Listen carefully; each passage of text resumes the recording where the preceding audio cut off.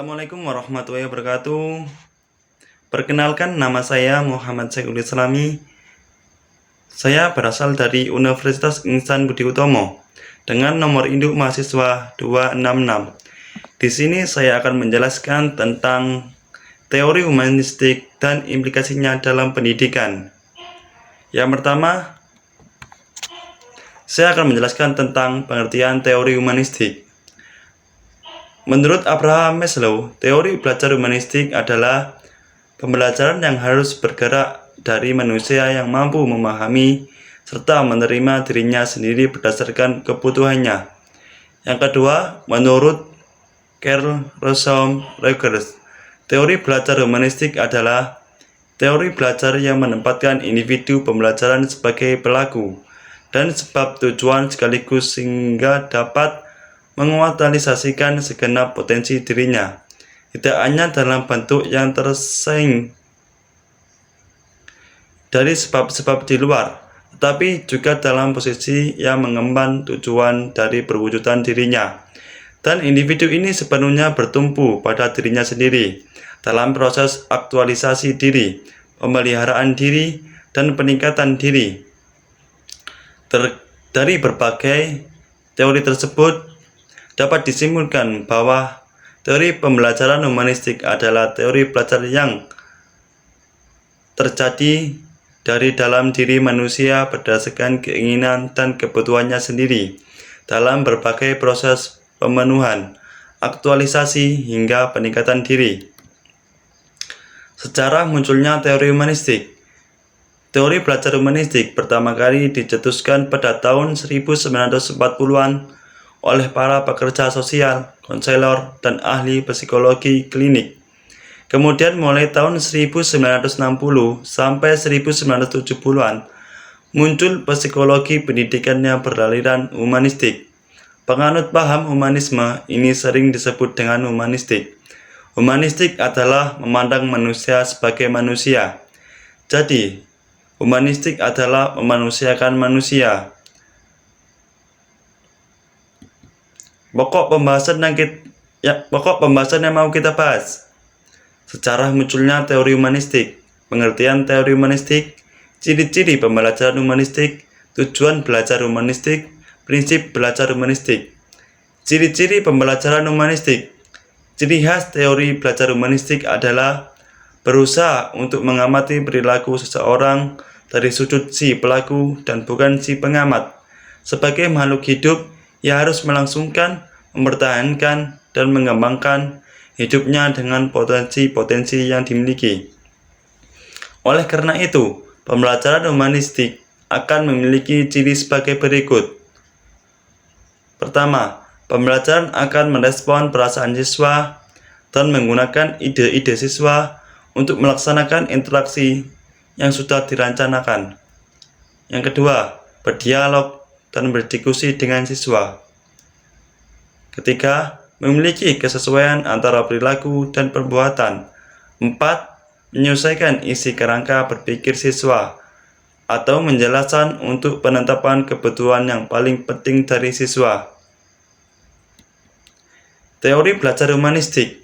Tujuan dasar pendidikan humanistik adalah mendorong siswa menjadi mandiri dan independen, mengambil tanggung jawab untuk pembelajaran mereka, menjadi kreatif dan tertarik dengan seni, dan menjadi ingin tahu tentang dunia di sekitar mereka. Jadi, tujuan belajar humanistik ini yaitu mendorong siswa menjadi diri sendiri yang ingin tahu tentang dunia-dunia luar dan pengembangan dirinya menjadi yang lebih baik. Selanjutnya, prinsip belajar humanistik. Sejalan dengan tujuan yang telah disampaikan di atas, prinsip-prinsip pendidikan humanistik meliputi beberapa poin di bawah ini. 1. Siswa harus dapat memilih apa yang mereka ingin pelajari. Karena guru humanistik percaya bahwa siswa dapat memotivasi diri keinginannya sendiri. Jadi, guru itu yakin atau percaya kepada siswa bahwa siswa mampu memotivasi dirinya sendiri, bahwa dia bisa untuk melakukan hal-hal baru. Yang kedua, tujuan pendidikan harus mendorong keinginan siswa untuk belajar dan mengajar mereka tentang cara belajar.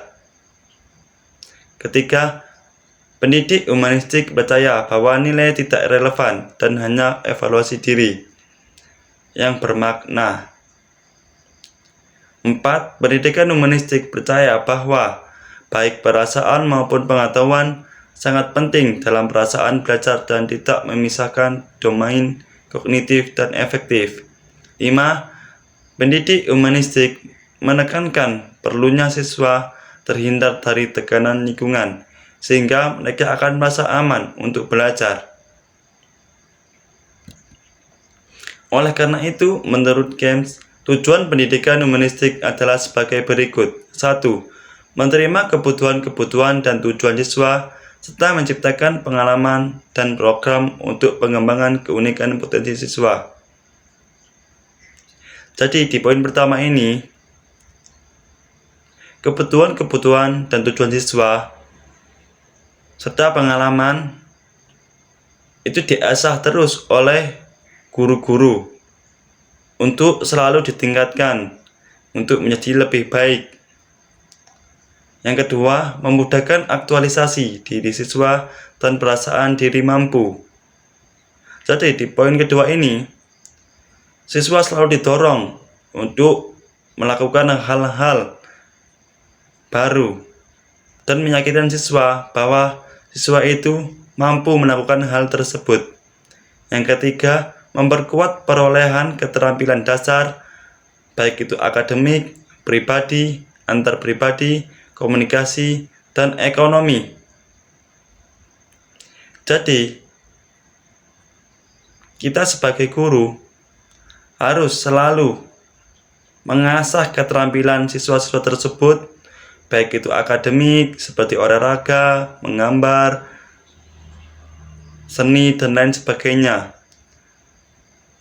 Poin keempat, memutuskan pendidikan secara pribadi dan penerapannya. 5. Mengenal pentingnya perasaan manusia, nilai, persepsi dalam proses pendidikan. Di poin kelima ini, kita mengenalkan kepada siswa-siswi tentang pentingnya perasaan manusia. Jadi kita selalu menghargai, mengayomi, menyayangi sesama manusia. Yang keenam, mengembangkan suasana belajar yang menantang dan bisa dimengerti, mendukung, menyenangkan, serta bebas dari ancaman.